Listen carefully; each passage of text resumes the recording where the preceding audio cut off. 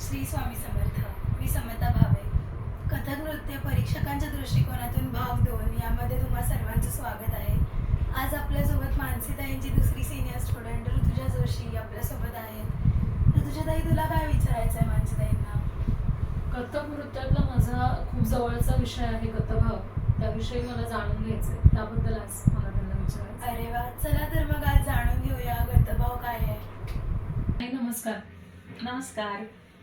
तुम्हाला कळलंच असेल आता की मला गतभावाविषयी जाणून घ्यायचं आहे आज तुमच्याकडनं. तर तुम्ही प्रेक्षकांना त्याविषयी सांगाल का?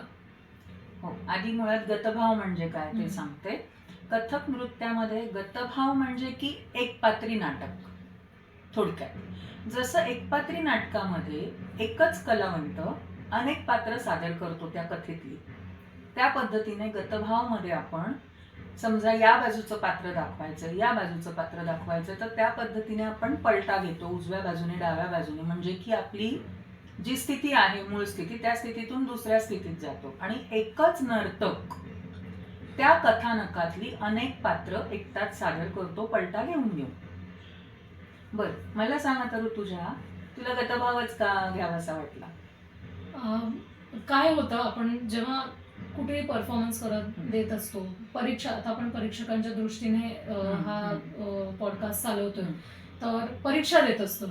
महत्वाचं म्हणजे तेव्हा बऱ्याच त्याच्यामध्ये काही गोष्टी कमी जास्त आपल्याला जाणवतात की जसं तुम्ही आता म्हणालात की आपण पलटा घेऊन घेऊन वेगवेगळी पात्र सादर करतो ना, त्यात ती ज्या पद्धतीने अपेक्षित आहे त्या पद्धतीने होत नाहीत, कुठेतरी काहीतरी कमी असतं. तर ते समजून घेऊन पुढच्या वेळेला जेव्हा केव्हा सादर करेन तेव्हा तो त्या पद्धतीने व्हावा आणि सगळ्यांचाच त्या पद्धतीने व्हावा, यासाठी मला हा प्रश्न विचारावासा वाटला आज.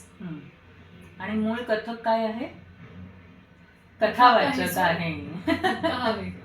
तर हे उत्तर तुझ्याकडून जास्त अपेक्षित होतं मला. प्रेक्षकांनाही मी तेच सांगेन की मुळात कथक जे आहे हे कथावाचक आहे. म्हणजे की पूर्वी मंदिरांमधून वगैरे कथा सांगितली जायची आणि त्यावर मग काहीतरी छोटीशी अभिनय प्रस्तुती व्हायची त्या कथानकाबद्दलची. अनेक पात्र ती व्यक्ती एकटीच सादर करायची. मग अगदी हुबेहूब राम वनवासाला चालला तर कौसल्य आणि इतर मातांचा काय शोक असेल, किंवा आपण काय म्हणू, सीतेची अग्निपरीक्षा सुरू आहे तर आजूबाजूला जमलेली जी माणसं आहेत त्यांची काय भावना असेल त्याबद्दलची, हे ती व्यक्ती सादर करायची. आणि मग या सगळ्यातून भजन कीर्तनातून मोक्ष साधण्याचं काम सुरू होतं. तर आता आपण वळूया गतभाव या विषयाकडे. परीक्षेला गतभावमध्ये मग तुम्ही कुठल्याही इन्स्टिट्यूशन मधून परीक्षा द्या, प्रत्येक वर्षाला, म्हणजे आपण समजूया की BA प्रथम वर्ष, दुसरं वर्ष, तिसरं वर्ष, MA प्रथम दुसरं वर्ष आहे, किंवा गांधर्वच्या परीक्षा घेऊया, प्रारंभिक ते विशारदच्या 7 परीक्षा. यामध्ये साधारण मला असं वाटतं तिसऱ्या परीक्षेला छेडछाड असते, चौथ्या परीक्षेला असतं माखन चोरी, 5व्या परीक्षेला कालिया दमन, 6व्याला सुरू होतं द्रौपदी चिरहरण आणि 7व्याला सीताहरण. आता असं झालंय की वर्षोनवर्ष तेच विषय आपण बघतोय. वास्तविक पाहता ऋतुजा, अध्यात्म खूप वास्ट आहे, खूप सखोल आहे, त्याच्यामध्ये तुम्ही शिराल तितकं कमी आहे, इतकं ते खोल आहे आणि समजून घेण्यासाठी तितकंच खूप सुंदर आहे. मग एकच एक विषय मांडणं माझ्या मनाला तरी स्वतःला नाही पटत.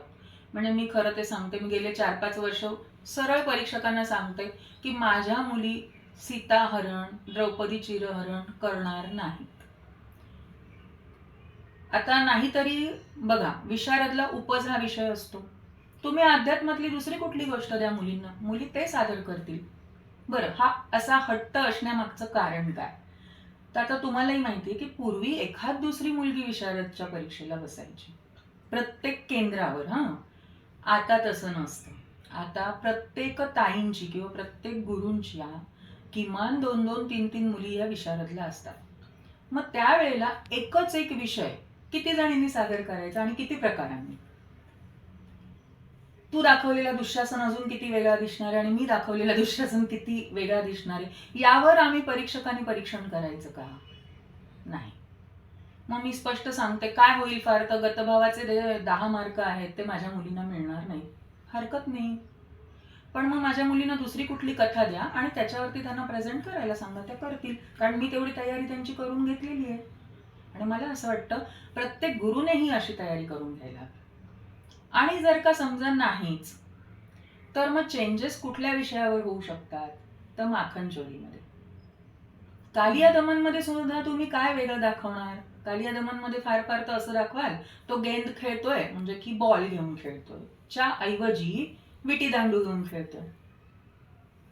आणि मग आधी हे दाखवू शकता की त्या नदीचं पाणी पिऊन गुरंढोरं किंवा तिथल्या व्यक्ती सुद्धा गावातल्या चक्कर येऊन पडतात.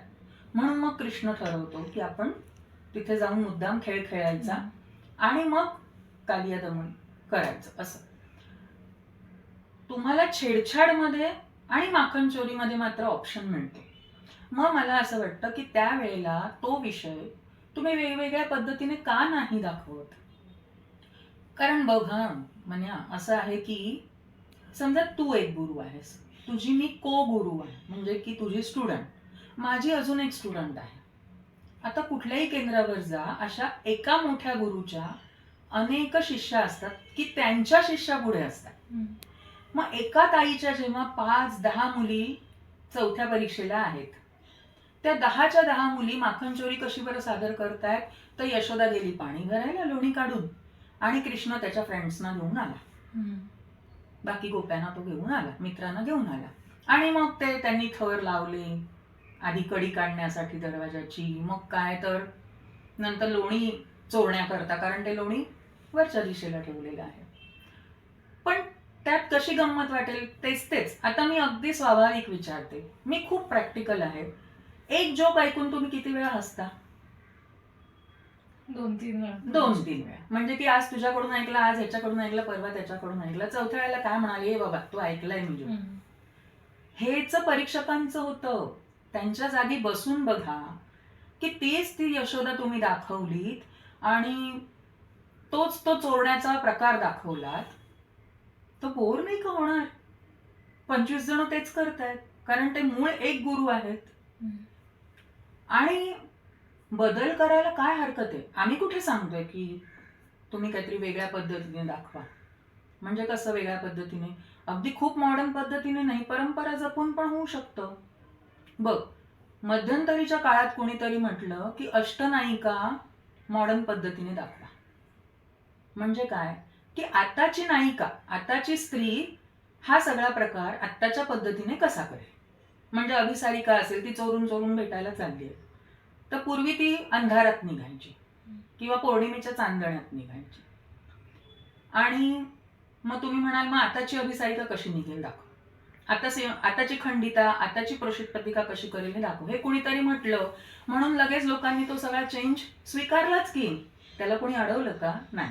मग अष्टनायिका सादर करताना आपल्याला ऑप्शन मिळाला की नाही? त्यामुळे परीक्षकालाही बघायला काहीतरी वेगळं मिळालं की नाही? मग त्याच पद्धतीने माखन चोरीमध्ये सुद्धा माझी अशी इच्छा आहे की यशोदा दरवेळी पाणी भरायलाच कशाला जायला पाहिजे? यशोदाने अजून दुसरी काही कामं करावी. आई घरात असताना सुद्धा आपणही लहानपणी हळूचकण लाडवाचा डबा, चिवड्याचा डबा घेत होतो की, हो की नाही? आई झोपली आहे, आई झोपली. भोलानाथचं गाणं पण आहे ना, भोलानाथ भोलानाथ आई झोपेल काय, लाडू हळूच घेताना आवाज होईल काय. मग त्या पद्धतीने लोणी हळूच चोरताना आवाज होईल का म्हणून काळजी घेईल कृष्ण. यशोदा काम करून थकली, ती झोपली. कृष्ण आला, मग मित्र सवंगडी आणण्याची गरज नाही तिथे. तो येईल, हळू बघेल, वरती टांगलंय, मग तो त्याच्या बेचकीने फोडेल किंवा एखादं स्टूल घेईल छोटस, त्याच्यावरती तो उभा राहील, काठीने ते मटकी फोडेल. काहीतरी तर व्हरायटी दाखवा. किंवा एवढंच कशाला, ती जेव्हा लोणी काढते की नाही यशोदा, त्याच वेळेला येऊन हात मारू शकतो की कृष्ण. विषय काय आहे? माखन चोरी. कुठूनही काय ते लोणी कसं चोरलं हे दाखवायचं. बरोबर आहे की नाही? अजून कशा पद्धतीने दाखवू शकतो? तर पूर्वीची छत, म्हणजे घरं पण ठेंगणी असायची, फार उंच उंच नसायची, तर तो छतावरनं चढला, त्याला कळलंय वरती अडकवलंय म्हणून ना, तो त्या बाजूने छतावरती चढला, तिथून हळूच वरनं त्याने काढून घेतलं लोणी. हेही होऊ शकतं. म्हणजे असा तुम्ही, माझं म्हणणं हे आहे की वेगवेगळ्या पद्धतीने तुम्ही जोवर विचार करत नाही तोपर्यंत ती परंपरा जपून तुम्हाला विषय पुढे नेता येत नाहीये ना, तो न्या. असं काहीतरी वेगळं सादर केलं तर आम्हालाही ते आवडणारच आहे. आणि तुमच्याही मी म्हटलं तसं की मनाला एक क्रिएटिव्हिटी मिळते, बुद्धीला काहीतरी नवीन नवीन तुम्ही विचार करता आणि त्या पद्धतीने सादरीकरण करता. अजून एक मला सांगायचंय, मी खूप ठिकाणी बघते, मला असं वाटतं त्यांच्या ताईंनाच नीट माहिती नसावं आणि ते त्यांनी माहिती करून घेतलं पाहिजे. जेव्हा तुम्ही पारंपरिक पद्धतीने लोणी काढताना दाखवताय, म्हणजे काय करता की सुरुवातीला एक मटकं दाखवता, त्यामध्ये एक रवी ठेवता, तिला दोरी गुंडाळता. त्या दोरी आता त्याच्यामध्ये लोणी नाही सॉरी विरजण घातलं आपण. आधी पहिलं विरजण घातलं म्हणजे की दही जे लावलेलं आहे, त्यानंतर थोडं तांब्यावर पाणी ओतलं. आता जी पारंपरिक पद्धत आहे किंवा मूळतः लोणी काढण्याची जी पद्धत आहे, मी स्वतः हे असं दोऱ्या ओढून माझ्या पणजोळी लोणी काढलेलं आहे म्हणून मी हे सांगू शकते. खूप ठिकाणी मी बघितलं त्या मुली काय करत होत्या माहितीये, लोणी असं काढून झालं ना, आधी तर मध्येच असं तबल्याच्या म्युझिक बरोबर असं असं असं असं करताय. तर हे असं असं करून कधी लोणी निघत नसतं बरं का. त्याला एक रिदम असतो, त्याच पद्धतीने ते ओढायचंय. म्हणजे या लेवलला जर का ती आहे रवी, तर खाली बसायला लागतं थोडंसं छोट्या टेबलवर आणि ते असं सरळ सरळच ती राहिली पाहिजे रवी. ती जराही वाकडी झाली तर मातीची मडकी होती पूर्वी, तर ते फुटू शकतं रवी वाकडी होऊन आपटली जाऊन. म्हणून ती अशी सरळ फार पर तुम्ही फास्ट म्हणजे थोडं फास्ट करू शकता, त्यात वाकून बघू शकता. आणि लोणी झालंय की नाही हे कसं कळणार, तर साधारण गोळे गोळे असे वरती यायला लागतात आणि मग त्या रवीने जरासं असं ढकलून ढकलून बघायचं की जमा होते का. एका ठिकाणी मी काय बघितलं असेल, मुलींनी असं हात लावून बघितला, नाही झाले का, परत करतो. अरे तो काय एकतारी पाक आहे का, की आपण पाक करून बघितल्यानंतर बघितलं तार आली की नाही. खरोखर ज्या मुलींनी लोण्याला हात लावलाय त्या अजिबातच असं करणार नाही, कारण लोणी हा किती चिकट पदार्थ आहे. त्याला आपण हात लावल्यानंतर आपण असं करू आणि पहिले आधी हात पुसू धुवू, असं करून कसं काय बघू शकतो आपण लोणी झालं की नाही.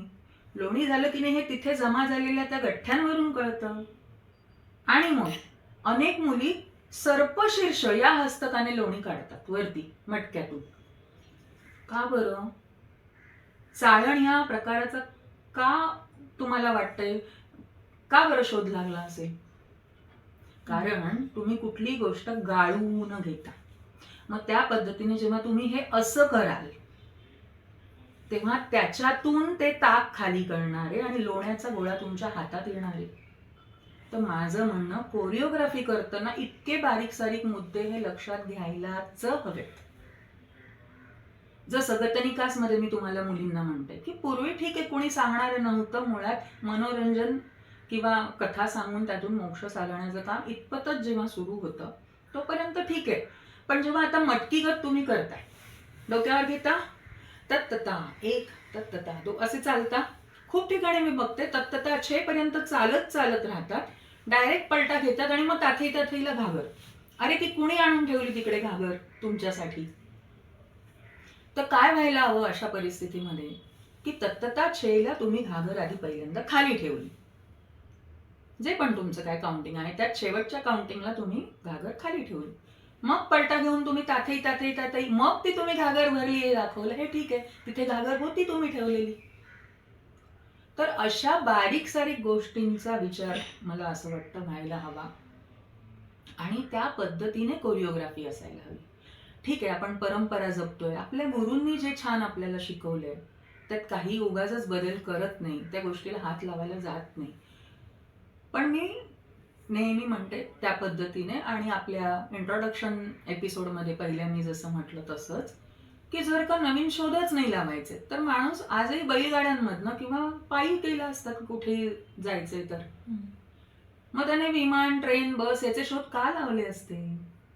मग तो चेंज आपण स्वीकारला की नाही, कारण तो गरजेचा होता. मग इथेही गरजेचं आहे की ज्या वेळेला तुम्ही एखादं कथानक प्रेझेंट करताय तर त्यावेळेला बरं एक्सप्रेशन, मुली अक्षरशः शून्य भाव तोंडावरती घेऊन प्रेझेंट करत असतात, फक्त आलं आणि मांडलं असं होता कामा नये ना. वास्तविक पाहता जेव्हा गांधर्वच्या परीक्षा आपण देतो ना, मी म्हणेन पेपर आधीच फुटलेला असतो, त्या पद्धतीने सिलेबस सगळा आधीच ठरलेला असतो. तुम्हाला येऊन तिथे काय प्रेझेंट करायचं असतं की जे शिकवलंय ते उत्तम पद्धतीने कसं होईल. चल आता ती माखन चोरी पण एकाच पद्धतीने सादर केली तरी कंटाळा नाही येणार. केव्हा नाही येणार? जेव्हा त्यांचे काहीतरी एक्सप्रेशन वेगळे असतील, त्यांची ती मांडण्याची पद्धत निराळी असेल, तेव्हा मजा येईल ना तेच तेच बघण्यामध्ये.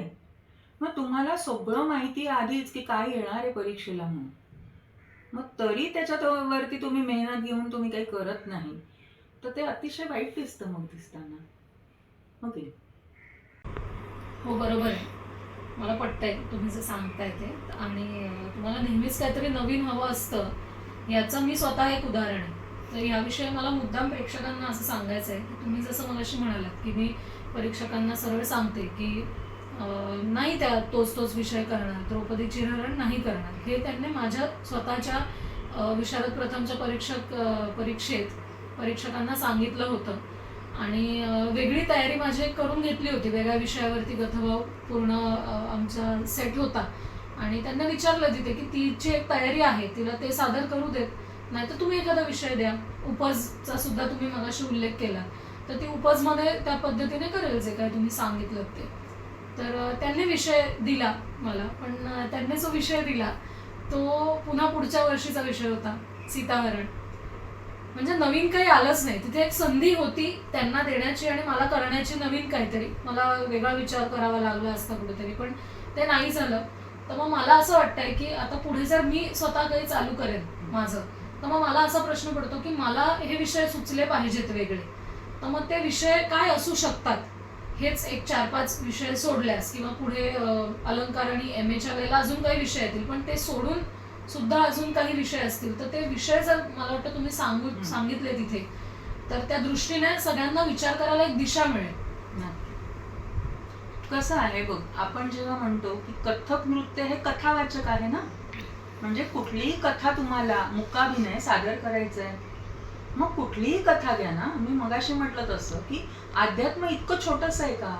नाथपंथीयांची गोष्ट घ्या, गुरुचरित्रातल्या गोष्टी घ्या, भागवतातल्या गोष्टी घ्या, आणि रामायण महाभारतच हवंय तर त्याच्यात सुद्धा अनेक प्रसंग घडले.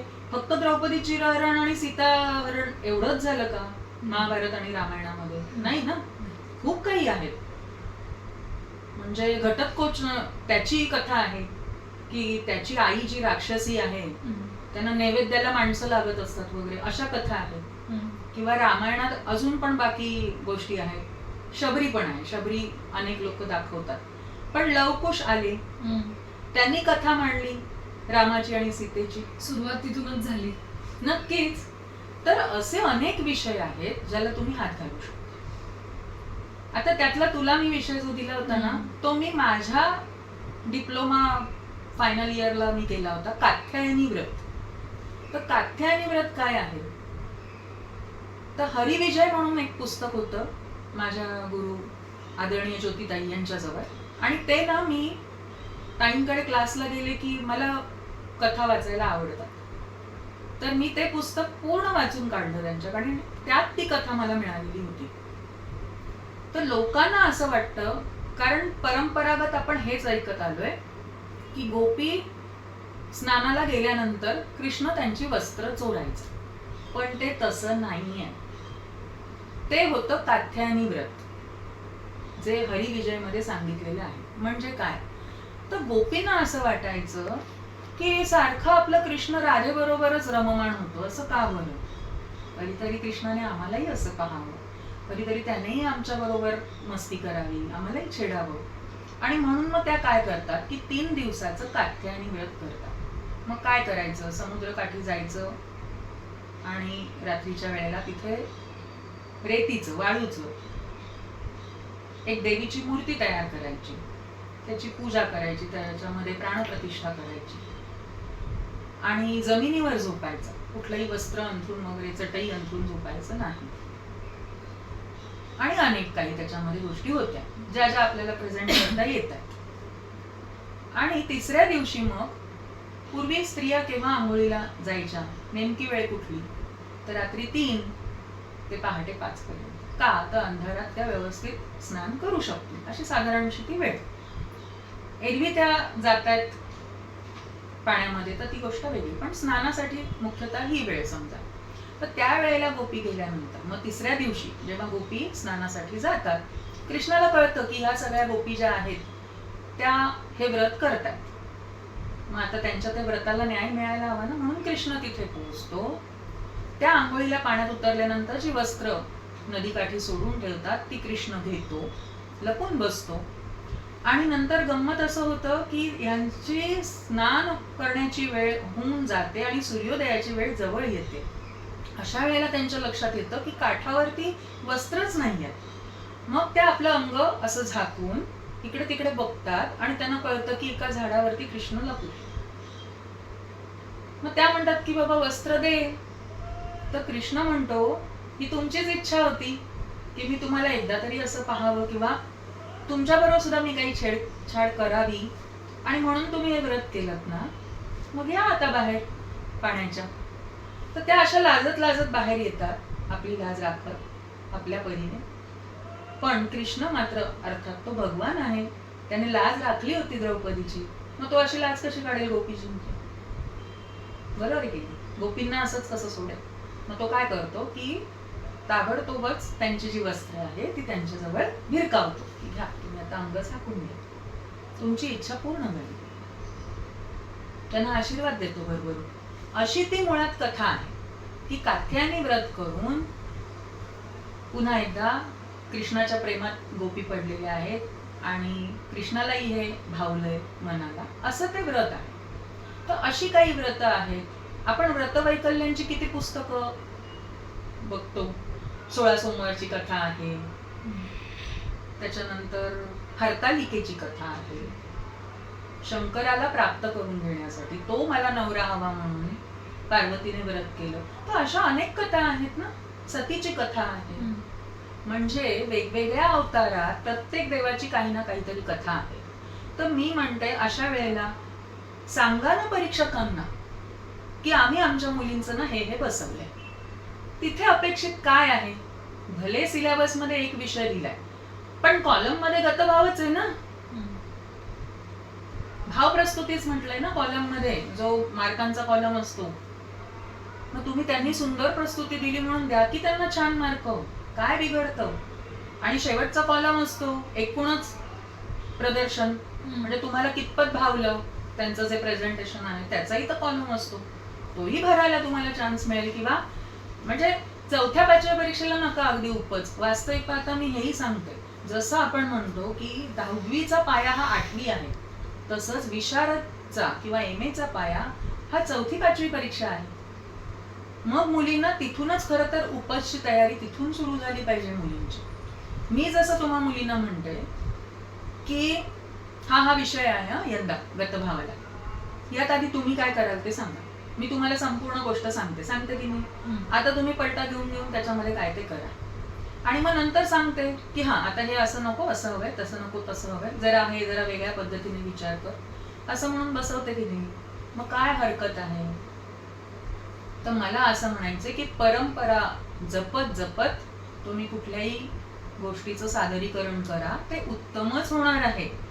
आणि मुळात ना ऋतुजा, कुठलाही बदल आपण नेहमी म्हणतो म्हणी फक्त वापरतो, पण अंमलात फार कमी लोक आणतात. शिवाजी जन्माला यावा दुसऱ्याच्या घरात, तसं बदल कोणी ते दुसऱ्याने आणावे का? तुम्ही आणा बदल, आणि ते बदल असे आणा जे लोकांच्या मनाला भावतील. आपल्याला ही कथकची जी परंपरा आहे, ही बिरादरी जी आहे ती पुढे न्यायची, कथेला पुढे न्यायचंय. मग अनेक कथा आहेत. त्या निमित्ताने मुलं जी गेम खेळत बसतात त्या मोबाईलवरती, त्याऐवजी गुगल नाही का करतील की ताई म्हणल्या होत्या अशी काहीतरी कथा, मग बघूया ती आहे का म्हणून नाही का सर्च करणार, त्यात नाही का जरा त्यांचं तासभर वेळ जाणार. आणि मग आपण गुरु म्हणून आहोतच की त्यांना काय करेक्ट करायचे, काय करायचे त्यासाठी. म्हणजे पटतंय ना की नवनवीन काहीतरी हवं म्हणून. नक्कीच नवीन काहीतरी हवं. एक ऑडियन्स म्हणून मी आता हे सांगेन की दरवेळेला कार्यक्रम बघायला जाताना मला काहीतरी नवीन बघायलाच आवडेल. तसंच परीक्षकांचंही होतच असेल, दरवेळेला काहीतरी नवीन बघायला आवडेल, जे नंतर त्यातनं त्याही काही शिकू शकतील मला वाटतं, आणि मग ते अजूनही इतर मुलांपर्यंत पोहोचत जाईल. त्यामुळे नाविन्यपूर्ण गोष्टी तर असायलाच हव्या. शेवटी कला आहे निश्चितपणे, आणि त्या कलेचा कसही लागला पाहिजे. मग आजचा विषय आवडलाय? खूप आवडलाय. बरं. आणि मला असं वाटतं अजूनही काही कुणाला सुचत असेल तर त्यांनी कमेंट्समध्ये नक्की सांगावं. जसं मला सुचलंय तसं तुम्हालाही काही छान छान सुचत असेल की परीक्षकांच्या दृष्टीतून गतभावचं सादरीकरण कसं असावं तर जरूर कमेंटमध्ये सांगा. आणि पुढच्या भागासाठी स्टे ट्यून.